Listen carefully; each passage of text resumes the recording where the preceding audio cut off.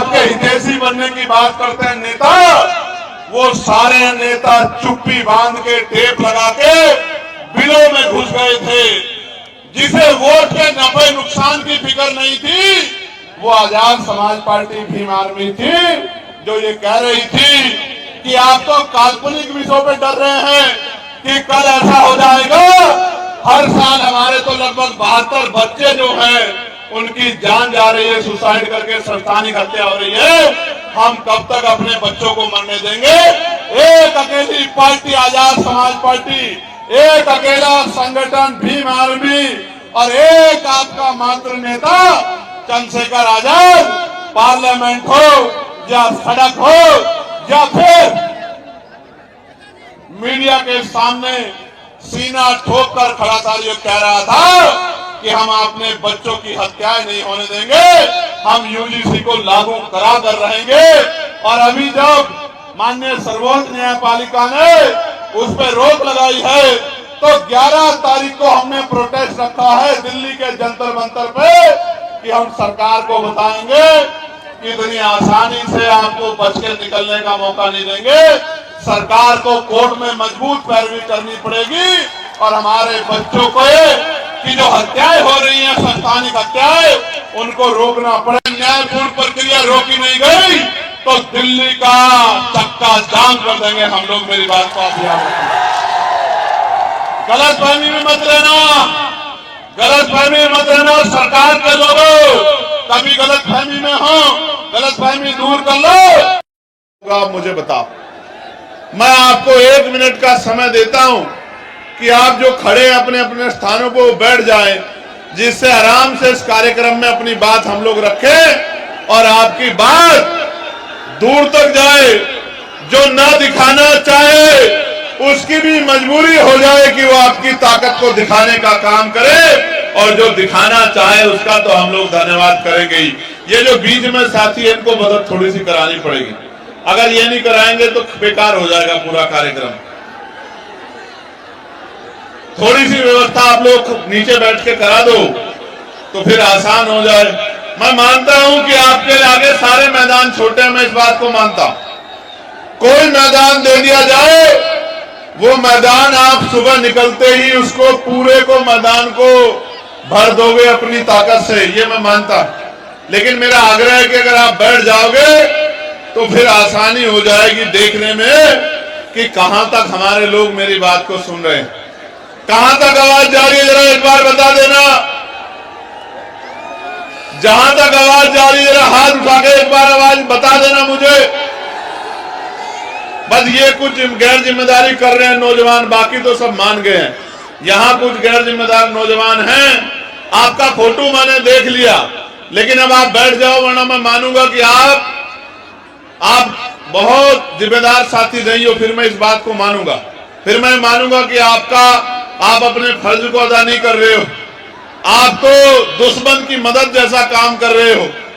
जो दुश्मन चाहता है, हमारे विरोधी लोग चाहते हैं, वही काम आप कर रहे हो। फिर मुझे ऐसा लगेगा। बैठ जाओ, बैठ जाओ, जल्दी से बैठ जाओ, बैठ जाओ, जल्दी से बैठ जाओ। बहुत अच्छे, ये तो इधर वालों ने तो बहुत अच्छा कर दिया। इधर वाले थोड़े से रह गए, वहां कुछ नौजवान हैं, कुछ जिम्मेदार साथी उधर वाले भी कर रहे हैं गड़बड़।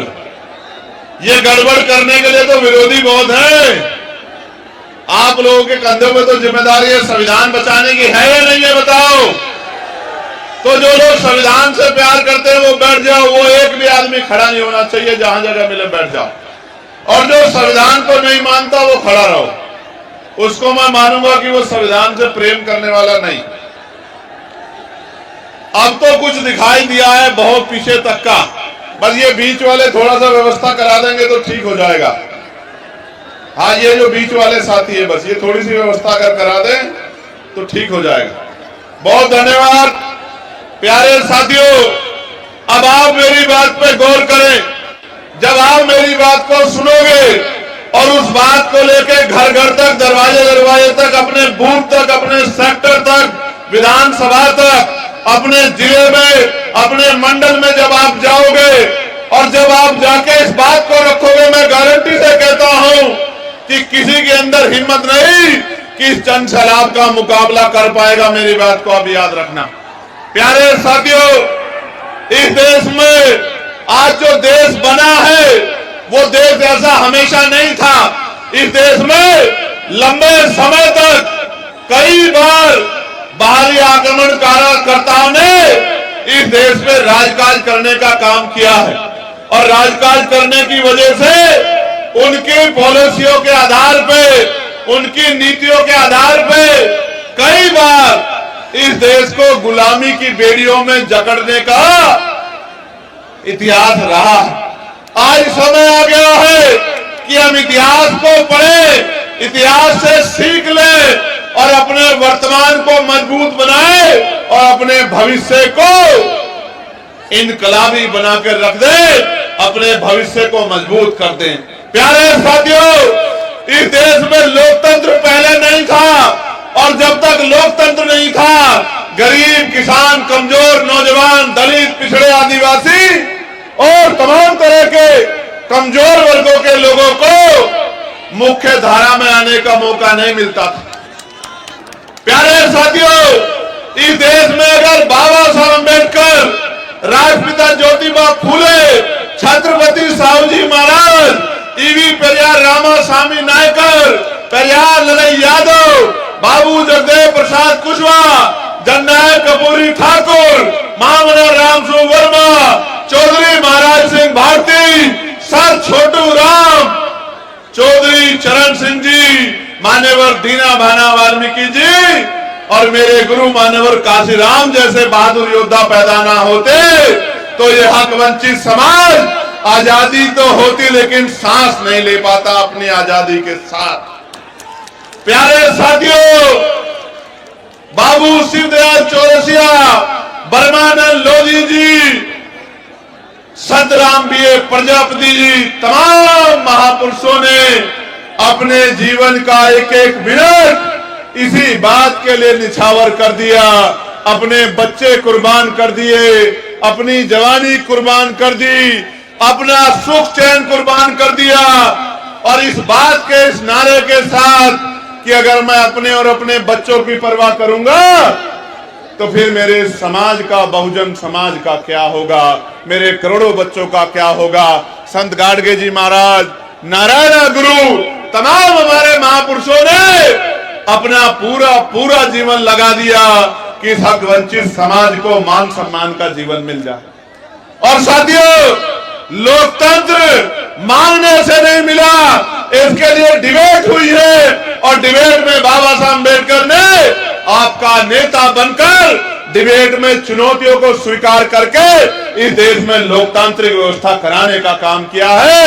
इस देश के प्रत्येक बालिक को गौर से सुनना, ये बातें आपको टीवी में नहीं मिलेगी, गौर से सुनना, ये बातें आपको अखबारों में नहीं मिलेगी, क्योंकि टीवी और अखबार तो आजकल वो काम कर रहे हैं जो सरकार कह रही है।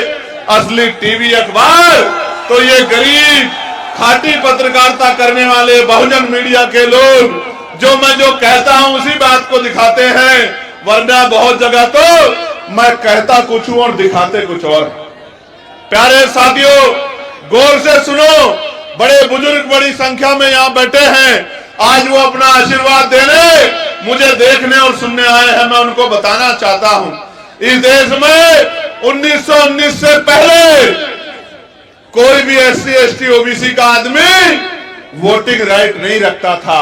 और आपको जान के अचरज होगा, सिर्फ SC ST OBC का नहीं, इस देश में किसी भी जाति धर्म की महिलाएं वोट का अधिकार नहीं रखती थी। फिर इस देश में सवाल खड़े हुए, मॉन्टेगो चेमफोर्ड सुधार समिति बनी, सुधार समिति के सामने कई विषय रखे गए कि नए वोटर को शामिल किया जाए। नए वोटर कौन? वो जो लगान देते हैं, वो जो बहुत पढ़े लिखे हैं, वो जो बहुत पैसे वाले हैं, वो जो बहुत बड़े उद्योगपति हैं, वो जो राजा महाराजाओं के परिवार से आते हैं। और कुल मिला के 1919 से पहले 3% लोग वोट करते थे। कितने परसेंट लोग? जोर से बताओ, आवाज जानी चाहिए कन्नौज तक, नहीं लखनऊ तक नहीं जा रही है, जोर से बताओ पहले कितने परसेंट लोग?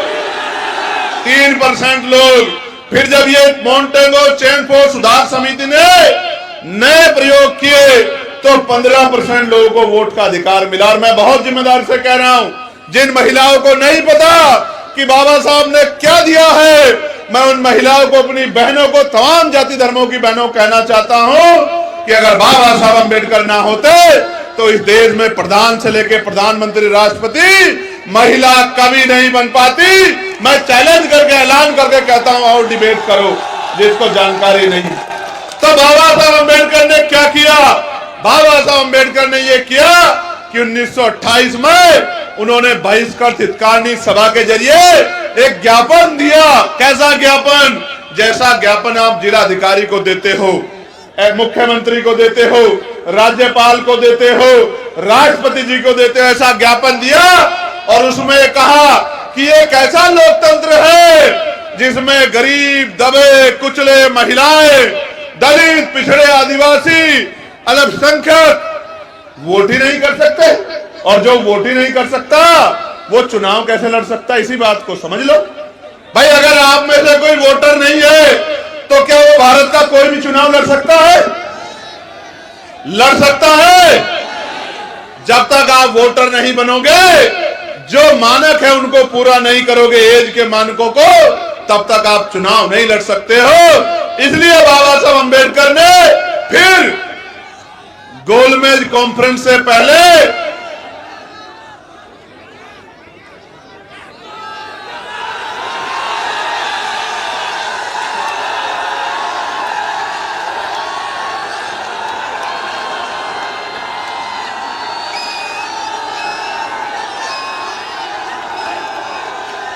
तो बाबा साहब की सिफारिशों पर साइमन कमीशन भारत आया। कौन आया?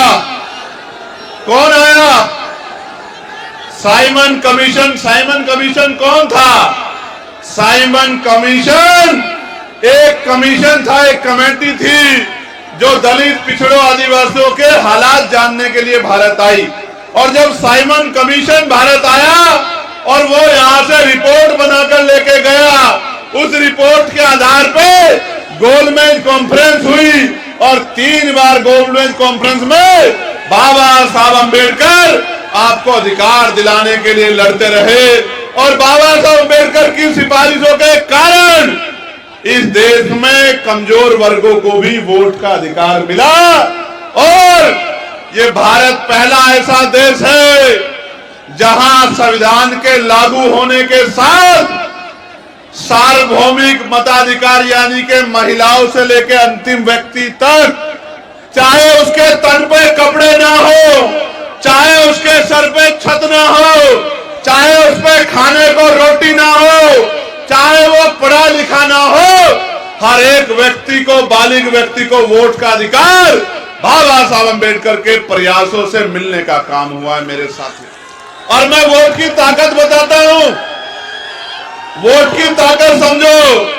अगर ये वोट का अधिकार नहीं होता तो ये जो बड़े बड़े कुर्ते वाले, बड़ी बड़ी गाड़ियों वाले, बड़े बड़े धन्ना सेठ आपकी गलियों में आते हैं, चुनाव के समय आपके पैर पकड़ते हैं, आपके पैर छूते हैं, आपके घर का खाना खाते हैं, आपसे भाईचारा निभाते हैं, आपके घर में कुर्सियों पर बैठ के कहते हैं कि माँ मेरे सिर पे हाथ रख दो, चाची, भाभी, बुआ, ताई, दादी मेरे सर पे हाथ रख दो। ये जो महलों वाले लोग आज आपके बीच आते हैं तो ये इस वोट की वजह से आते हैं। जिस दिन वोट का अधिकार चला गया, आप मर जाना, आप गल जाना, आप सड़ जाना, आप भूखे रह जाना, एक अमीर आपकी गली में नहीं आएगा। मेरी बात को आप याद रखना। एक वोट के रूप में हथियार, स्वाभिमान, सम्मान का जीवन दिलाने के लिए हथियार बाबा साहब अम्बेडकर हमको दिला के गए हैं। इसलिए बाबा साहब ने किसी की जमीन नहीं छीनी, बाबा साहब ने किसी का घर नहीं छीना, बाबा साहब ने किसी के रुपए नहीं छीने। अगर आज भी इस देश में बाबा साहब अम्बेडकर की प्रतिमाएं तोड़ी जाती हैं, आज भी इस देश में फूले साहू की प्रतिमाएं तोड़ी जाती हैं, आज भी इस देश में बाबा साहब अंबेडकर को अपमानित करने की कोशिश की जाती है, उसका एकमात्र कारण यह है कि बाबा साहब अपने बच्चों को नौकरी नहीं लगा के गए, अपने करोड़ों बच्चों को इज्जत से जीने का अधिकार संविधान में दिला के गए। इस कारण बाबा साहब अंबेडकर का विरोध किया जाता है। प्यारे साथियों, ये थोड़े से लोग पूरे कार्यक्रम को डिस्टर्ब कर रहे हैं। मैं चेतावनी के साथ इनको कहना चाहता हूं कि अगर ये मेरे लोग हैं तो अपनी जगहों पर बैठें, वरना मैं मानूंगा कि ये मेरे लोग नहीं है, और फिर मैं ये मानूंगा कि जो लोग मेरे नहीं है वो इस कार्यक्रम को खराब करने के लिए यहां आए। ये जो इस पूरी पंक्ति में लोग हैं, इनकी वजह से पूरा कार्यक्रम डिस्टर्ब हो रहा है, ये स्वीकार नहीं किया जा सकता है। मैं पुलिस प्रशासन के भाइयों से आग्रह करूंगा कि इनको बिठवाइए। इनकी वजह से यहां से लेके वहां तक डिस्टर्ब हो रहा। बैठिए आप लोग, बैठे, मजाक समझ रहे हैं क्या आप लोग? कार्यकर्ताओं ने एक एक पैसा जुटा इस कार्यक्रम को सफल बनाने के लिए, आप चंद मुट्ठी में लोग डिस्टर्ब करेंगे इसको? है क्यों कर रहे हैं ऐसा? इनको बिठाइए, पुलिस के लोग इनको बिठाइए, बिठाइए, नहीं वरना मैं मानूंगा कि आप भी शामिल हो गए, जानबूझ के करवा रहे हैं। पुलिस का काम है व्यवस्था देखना।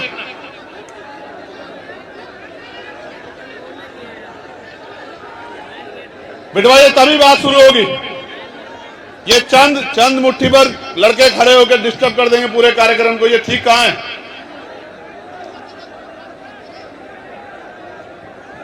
ऐसे जोशीले नौजवान ये अच्छे तो हैं, लेकिन ये नौजवान अगर सिर्फ नारे लगाते रहे तो इस देश में बहुत कुछ मिट जाएगा। मेरी बात को आप याद रखना, बहुत कुछ मिट जाएगा, और आप लोग हाथ पे हाथ धर के बैठे रहोगे, कुछ नहीं कर पाओगे। भीड़ कभी राज नहीं करती है, भेड़ कभी राज नहीं करती है, राज योद्धा करते हैं। योद्धा बनना पड़ेगा, ज्ञान हासिल करना पड़ेगा, और अपने अंदर अनुशासन पैदा करना पड़ेगा। जब तक अनुशासन पैदा नहीं होगा कोई लड़ाई नहीं जीत पाओगे। लड़ाई तो बहुत दूर की बात है, अपनी शिक्षा भी प्राप्त नहीं कर पाओगे। ऐसे आए हो और ऐसे ही चले जाओगे, कुछ नहीं कर पाओगे, समाज की मदद नहीं कर पाओगे, प्रदेश देश की मदद नहीं कर पाओगे। इसको बिठाओ, नीली टी शर्ट वालों को पकड़ कर बिठाओ इसका कान, अगर ऐसे नहीं बैठ रहा है तो।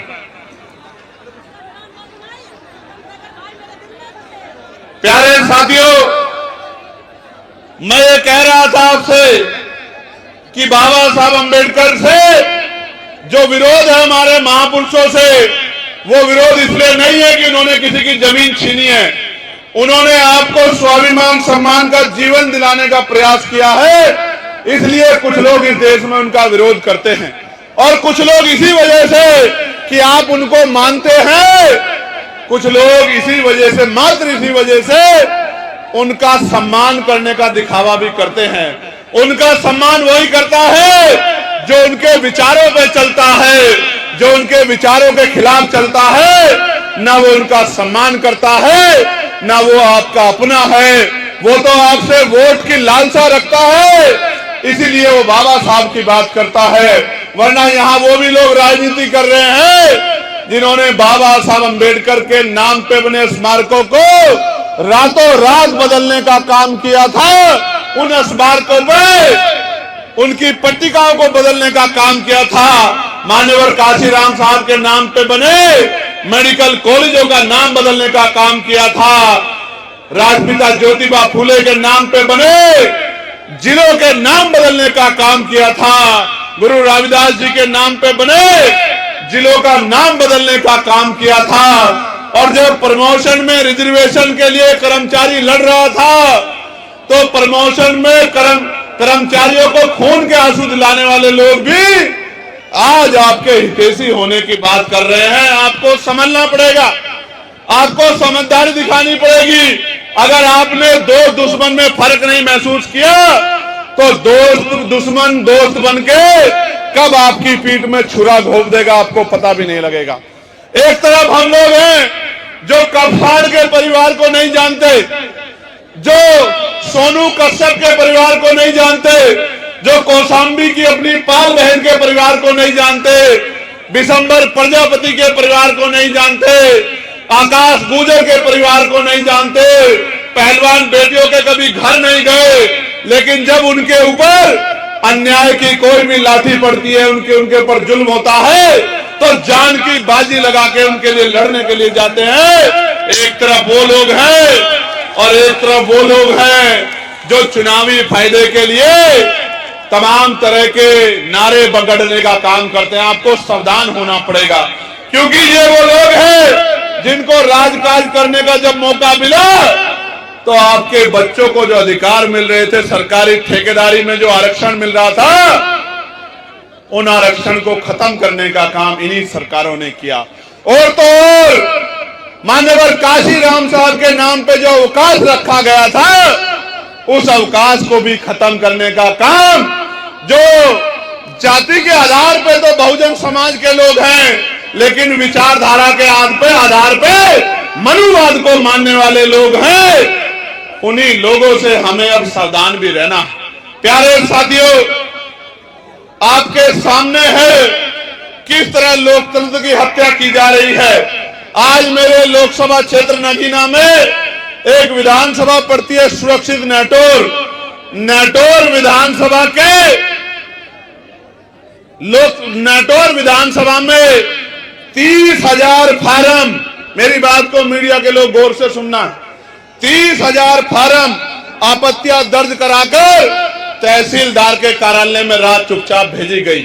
और मैं आपको जानकारी के लिए बताना चाहता हूं, तहसीलदार से जब पूछा गया तो तहसीलदार महोदय बोले कल तक तो नहीं थी, रातों रात में कहां से आ गई।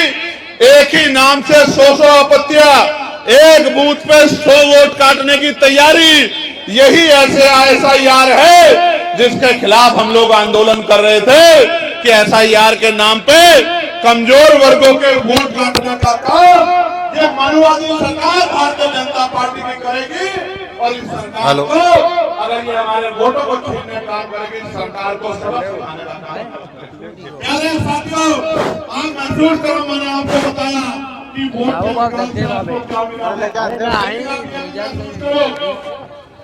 कि आपके वोट को चुपचाप कैसे काटा जा रहा है।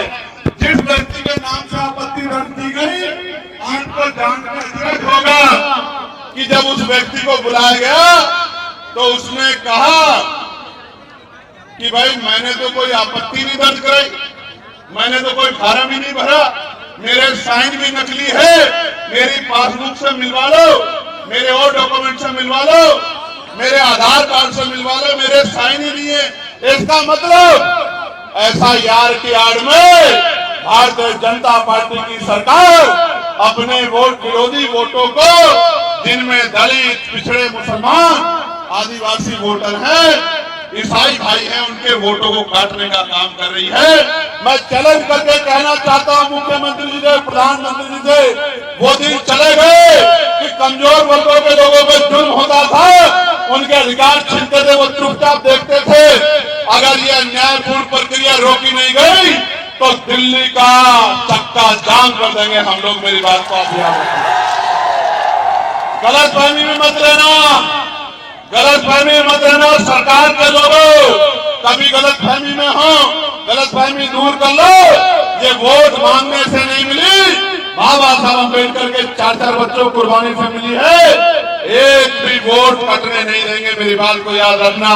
और जो अधिकारी सम्मिलित होगा, राजकाज बदलेगा, और बिना राजकाज बदले भी जो अधिकारी सम्मिलित होगा, उसके दफ्तर के बाहर ऐसे धरना देने का काम करेंगे, उसको बताने का काम करेंगे कि आपको संविधान का उल्लंघन नहीं करना चाहिए।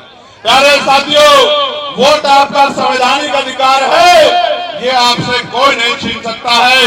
इसलिए कह रहा हूं नौजवानों को, जो नौजवान बहुत नारे लगाते हैं, उनको जाके अपनी वोट की रक्षा करनी है, माँ बहनों के वोट की रक्षा करनी है, अपने अड़ोसी पड़ोसी की वोट की रक्षा करनी है, अपने क्षेत्र की वोट की रक्षा करनी है। अगर वोट की रक्षा नहीं करोगे तो चुनाव वाले दिन, जिस दिन वोट पड़ेंगे, वोट डालने जाओगे और आप पे वोट ही नहीं होगा, तो कैसे चंद्रशेखर को, आजाद समाज पार्टी को, कैसे भीम आर्मी को, कैसे गरीबों, मजदूरों, दलितों, पिछड़ों, मुसलमानों, आदिवासियों को कैसे ताकत दोगे?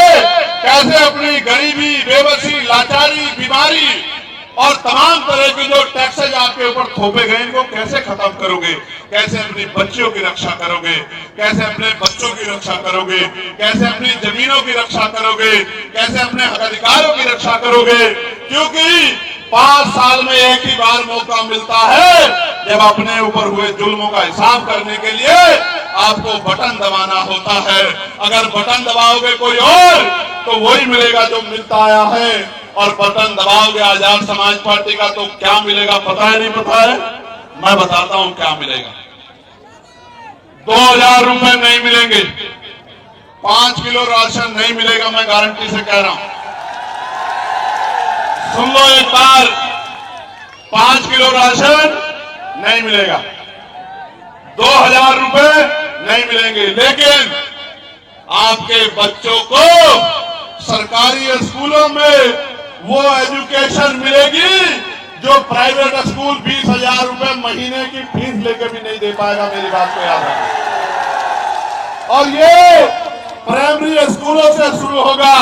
बुनियाद मजबूत करेंगे, ऐसी शिक्षा व्यवस्था लागू करेंगे कि बड़े बड़े धन्ना सेठ भी सरकारी स्कूलों में अपने बच्चों का एडमिशन कराते फिरेंगे। मेरी बात को आप याद रखें। प्यारे साथियों, एजुकेशन सिस्टम अच्छा करेंगे और इतना मजबूत बनाएंगे आपकी आने वाली नस्लों को, और जो आज आपकी नस्लें हैं कि वो 2000 रुपए नहीं मांगेगी, वो 50,000 रुपए का रोजगार करके आपके आंसू पूछने का काम करेगी, आपके गरीबों को ठगने का काम करेगी, आपके सपने पूरा करने का काम करेगी। प्यारे साथियों, क्या बदलेगा बटन दबाने से? बटन दबाने से बदलेगा कि आपको अच्छा इलाज मिलेगा बिना बहुत पैसा चुकाए। मैंने अपने पिताजी को खो दिया था पैसे की कमी के कारण। दर्द लेकर घूम रहा हूं। आप और मैं एक हैं, एक जैसे परिवारों से आते हैं। मेरे पास पॉलिटिकल पावर होती उस समय, मेरे पास पैसा होता तो आज मेरे पिताजी घर में बैठ के मेरे इस कार्यक्रम को देख रहे होते और अपने दिल से मुझे आशीर्वाद दुआ दे रहे होते। लेकिन इस बड़े सिस्टम ने, इस लूटमारी ने एक बेटे से उनके हीरो को, उनके पिता को छीन लिया। उसी दिन हमने तय किया था कि जब राजकाज बनेगा ऐसा हेल्थ सिस्टम लागू करेंगे, बड़ी से बड़ी बीमारियां, तमाम टेस्ट, तमाम रिपोर्टें, तमाम इलाज इतने कम पैसे में होगा कि किसी गरीब को अपनी जमीन गिरवी नहीं रखनी पड़ेगी, किसी गरीब को अपने बहन मां को अपने जेवर नहीं गिरवी रखनी पड़ेंगे, किसी बहन बेटी को कर्ज नहीं मांगना पड़ेगा। इस कर्ज को उतारने में 10 साल उनके सर के बाल नहीं उड़ेंगे, उनके चप्पलें नहीं घिसेंगी। मैं वचन देके आपसे कह रहा हूं, चंद्रशेखर आजाद व्यक्तिगत रूप से और आजाद समाज पार्टी संपूर्ण रूप से ऐसी व्यवस्था लागू करेंगे कि अस्पतालों में, प्राइवेट अस्पतालों में लाखों रुपए में ऐसा इलाज नहीं मिलेगा जैसा सरकारी अस्पतालों में करके देंगे। मेरी बात को आप याद रखना। प्यारे साथियों, क्या मिलेगा? प्यारे साथियों, बटन दबाने से मिलेगा। अभी गुजरात में 2 दिन पहले एक दलित समाज का दूल्हा बारात निकाल रहा था, घोड़ी पे तलवारों से हमला करके मारा पीटा। यहां उत्तराखंड में दीपक नाम का हमारा साथी, मेरी परसों से बात हुई, वो गुंडागर्दी को रोकने के लिए आगे आया तो पुलिस पे दबाव बना के झूठा मुकदमा उसी के खिलाफ करा दिया। गरीबों को जो जमीनें मिली थी उन जमीनों पे भूमाफियाओं ने कब्जा कर लिया। कब साड़ में आपकी बच्ची को दरिंदे उठा ले गए, उसकी बहादुर शेरनी मां ने रोकने का काम किया तो घर से उसको काट कर मार दिया। सोनू कश्यप, मेरे भाई को, सोनू कश्यप को जिंदा जला दिया, चंद पैसों के लिए जिंदा जला दिया। और जब मैं मिलने गया पुलिस की बाड़ लगा के मुझे रोकने का काम किया। अगर बांग्लादेश में एक दलित की जान जाती है तो सब रोते हैं, मुझे तो तकलीफ होती है, मैं रोता हूं। मैं तो सरकार से आवाज उठा कहता हूं कि न्याय दिलाओ, लेकिन जब यहां दलितों, पिछड़ों, आदिवासियों का दमन होता है तो कोई नहीं बोलता। एनसीआरबी का डाटा कहता है कि लाखों महिलाओं से रेप हत्या होती है। किसकी माएं हैं वो, किसकी बहनें हैं वो, किसकी बच्चियां हैं वो? मैं कह रहा हूं बटन दबाने से मिलेगा कि किसी गुंडे की हिम्मत नहीं होगी किसी गरीब की बच्ची की तरफ आंख उठा के देख ले। मेरी बात को आप याद रखें। और अगर कोई गुंडागर्दी कर देगा तो पुलिस के भाइयों से कहेंगे कि इस गुंडे को ऐसा सबक सिखाओ कि दोबारा कोई गुंडागर्दी की सोच भी अपने दिमाग में ना रहे। प्यारे साथियों, क्या मिलेगा बटन दबाने से? क्या बात जाके बतानी है गांव में? बटन दबाने से मिलेगा कि पढ़े लिखे नौजवानों को रोजगार मिलेगा, उनको किसी के आगे हाथ नहीं फैलाना पड़ेगा। मेरी बात को आप याद रखना। क्या मिलेगा बटन दबाने से? बटन दबाने से प्राइवेट सेक्टर में 98% प्राइवेट सेक्टर में आरक्षण व्यवस्था लागू होगी। SC ST OBC के बच्चों को रिजर्वेशन जो है 98% प्राइवेट सेक्टर में मिलने का काम होगा। क्या मिलेगा बटन दबाने से? क्या मिलेगा? उद्योग धंधे लगेंगे आपके क्षेत्रों में और आपको 10 किलोमीटर के अंदर रोजगार मिलने का काम होगा। आपकी जेब में पैसा आएगा, आपको जीने का मौका मिलेगा। क्या मिलेगा बटन दबाने से? बटन दबाने से मिलेगा कि अपने महापुरुषों के जयंती के कार्यक्रम को, अपने महापुरुषों के धार्मिक उत्सव के कार्यक्रम को मनाने के लिए गली गली चौराहे चौराहे धक्के नहीं खाने पड़ेंगे। अधिकारी बुला के परमिशन देगा और कार्यक्रम को सफल बनाएगा सुरक्षित रूप से। प्यारे साथियों, क्या मिलेगा? प्यारे साथियों, सबसे बड़ा वो मिलेगा जो बाबा साहब अम्बेडकर ने कहा कि आदमी भूखा तो रह सकता है लेकिन अपमानित होकर नहीं रह सकता। तो ये मिलेगा प्यारे साथियों कि स्वाभिमान सम्मान का जीवन मिलेगा, इज्जत से जिंदगी मिलेगी। जाति धर्म के आधार पर जो अन्याय हो रहा है वो अन्याय खत्म हो जाएगा। मेरी बात को आप याद रखना। प्यारे साथियों, कल जो है एक दिन पहले हमारी सरकार ने अमेरिका से एक डील जो है वो फाइनल की है।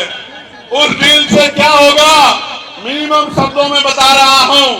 डील में तय हुआ है कि 18% जो है ट्रम्प साहब हमारा जो भी सामान जाएगा उस पे जो है वो टैक्स लगाएंगे। 18% का 18% टैक्स लगाएंगे और जब उनका सामान को यहां बिकने आएगा तो हमारी सरकार जो 150% टैक्स लगाती थी, इंपोर्ट ड्यूटी लगाती थी, वो 1 पैसे की इंपोर्ट ड्यूटी उनके ऊपर नहीं लगा पाएगी।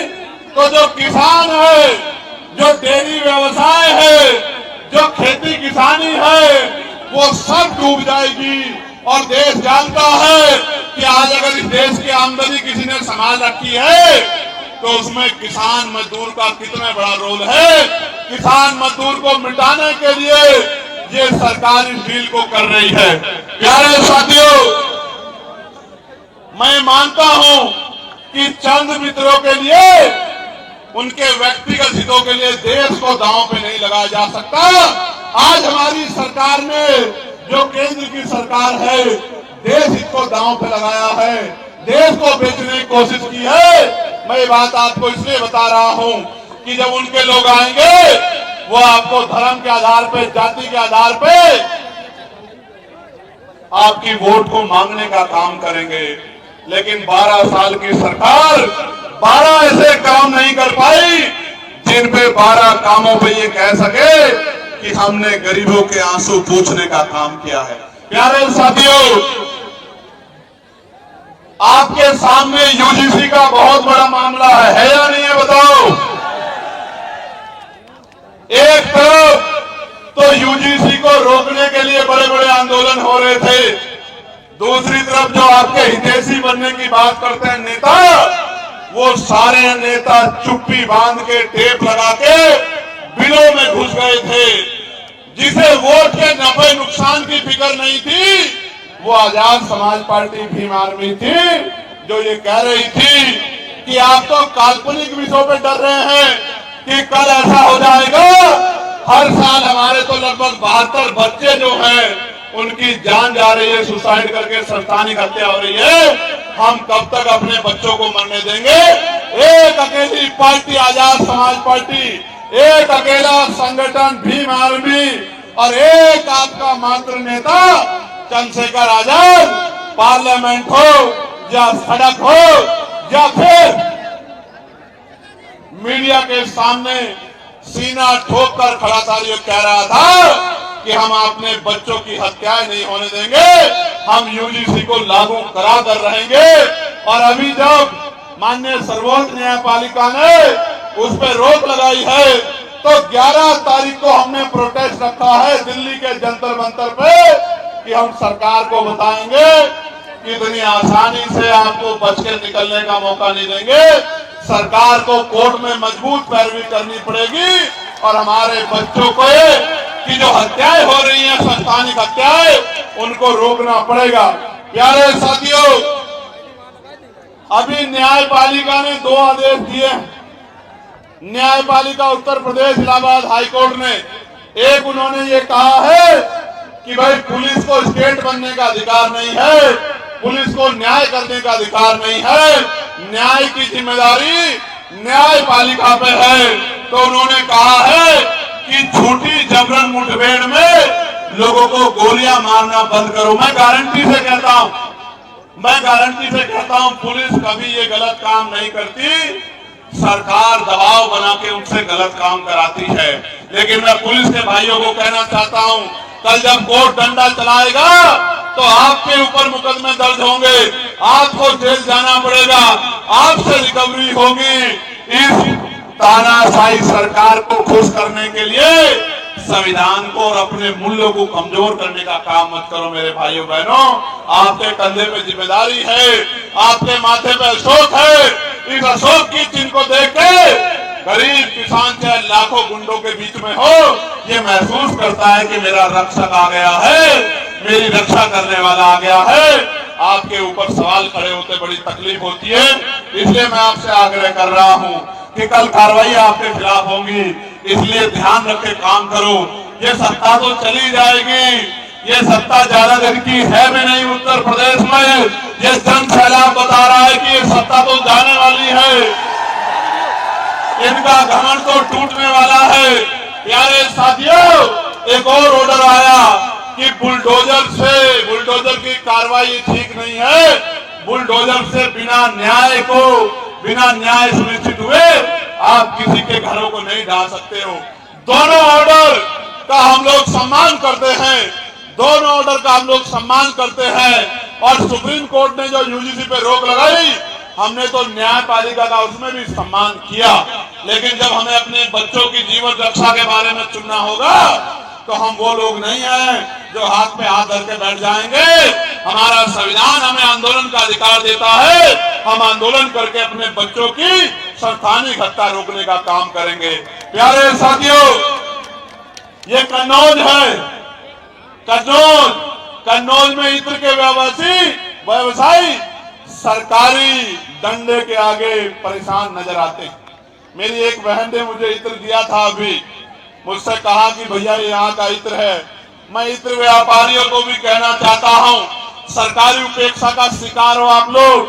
अभी बजट आया है, ऊंट के मुंह में जीरा, इतने बड़े बहुजन समाज को 10% पैसा भी सरकार ने नहीं दिया, जबकि बजट में संख्या के आधार पर आपकी हिस्सेदारी बैठती है।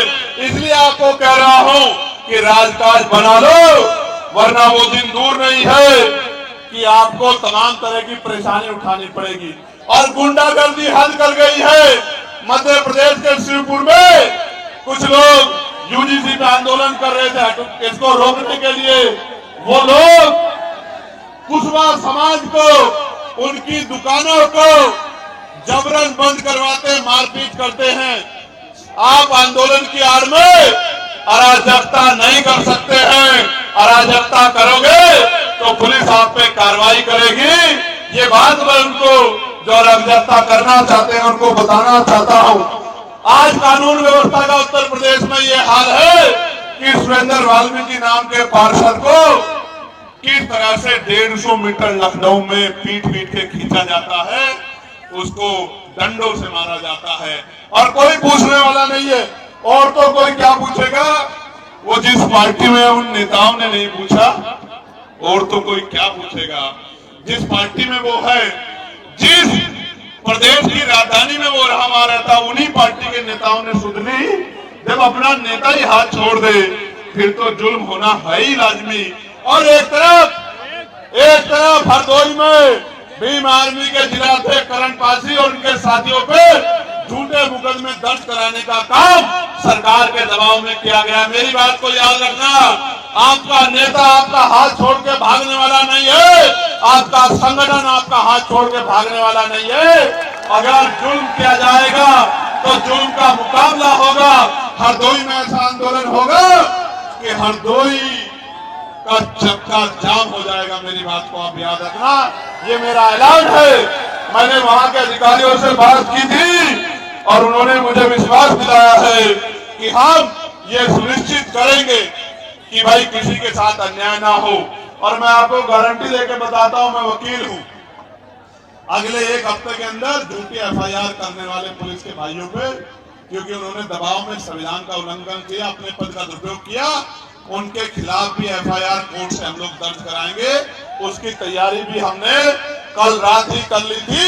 एक हफ्ते में आप पढ़ लेना कि झूठे मुकदमे सरकार को खुश करने वाले लोगों पे कार्रवाई हुई, उनके ऊपर मुकदमा दर्ज हुआ, वो जेल भी जाएंगे। मेरी बात को आप याद रखना।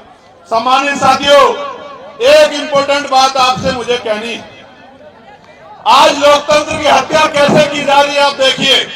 कैसे कि चुनाव से पहले कोई लाडली बहन योजना के नाम पे, कोई मां बहन योजना के नाम पे, किसी और योजना के नाम पे पैसे देके लोगों की वोट को खरीदने का काम किया जाता है। और जिन महापुरुषों को हम लोग मानते हैं, उन महापुरुषों ने कहा है कि वोट का अधिकार बिकने के लिए नहीं मिला, वोट का अधिकार गुलामी से मुक्ति के लिए मिला है। और उन्होंने ये भी कहा कि वोट को बेचना नहीं है, वोट को जिम्मेदार आदमी को सौंपना है। वोट को बेचने का मतलब है बहन बेटी को बेचना। इसलिए मैं आपको कहना चाहता हूं, मैं पैसा